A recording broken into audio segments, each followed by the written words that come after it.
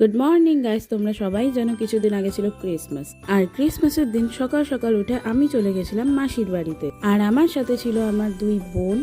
আমরা ট্রেন ধরে চলে গেছিলাম ধানবাদ। আর সুন্দর দৃশ্য দেখতে দেখতে আমরা চলে যাচ্ছিলাম। ধানবাদে পৌঁছে গেছে আমার দিদির সাথে দেখা হয়েছিল। সেখান থেকে আমরা গেছিলাম ওজোনে গ্যালেরিয়া মলে।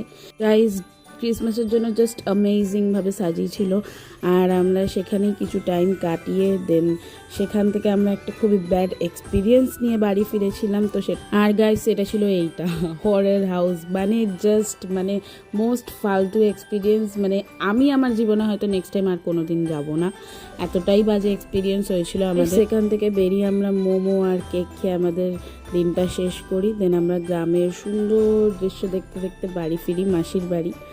এটা হচ্ছে আমার মাসির বাড়ির গ্রাম। তো যদি ব্লগটা ভালো লেগে থাকে গাইজ, আমার ব্লগটা লাইক, শেয়ার অ্যান্ড সাবস্ক্রাইব করবেন আমার চ্যানেলটা। দেখা হচ্ছে নেক্সট মিনি ব্লগে।